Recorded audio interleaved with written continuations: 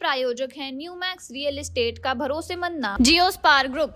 Forbes Global Properties. Naurang flour mill का Naurang gold चक्की fresh आटा, मैदा और सूजी। नौरंग फ्लोर मिल, आपके रसोई की शान, हमारी पहचान, शुद्धता की पहचान। नौरंग फ्लोर मिल। भारतीय व्यापार महोत्सव 1 से 4 मई, भारत मंडपम, नई दिल्ली। राम रतन ग्रुप। नमस्कार दर्शकों, आप देख रहे हैं बिज टाइकून और मैं हूं आपके साथ अनन्या।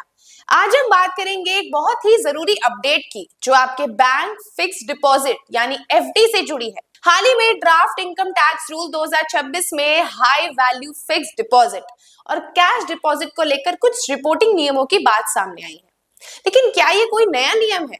क्या 10 लाख रुपए की एफडी कराने पर इनकम टैक्स विभाग को सूचना जाएगी? और क्या पैन कार्ड होना या ना होने से फर्क पड़ता है? आइए इसे बहुत ही आसान भाषा में समझते हैं।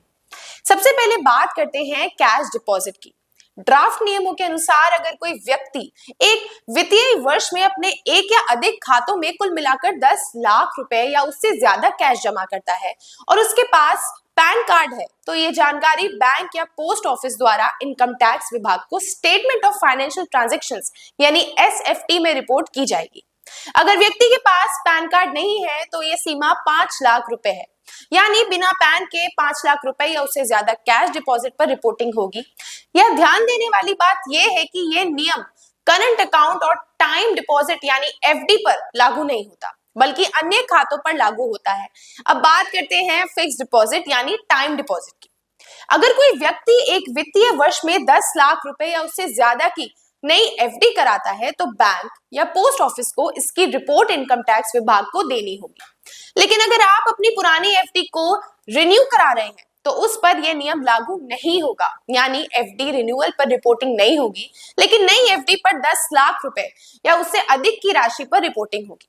अब बड़ा सवाल, क्या ये कोई नया नियम है? जवाब है इसका नहीं। इनकम टैक्स रूल 1962 में भी लगभग इसी तरह के प्रावधान पहले से मौजूद है। पहले भी 10 लाख रुपए या उससे अधिक की टाइम डिपॉजिट या 10 लाख रुपए या उससे ज्यादा के कैश डिपॉजिट पर रिपोर्टिंग का नियम था। यानी ड्राफ्ट इनकम टैक्स रूल 2026 में जो बात कही गई है वो पूरी तरह नया बदलाव नहीं है, बल्कि मौजूदा नियमों को ही आगे बढ़ाया जा रहा है।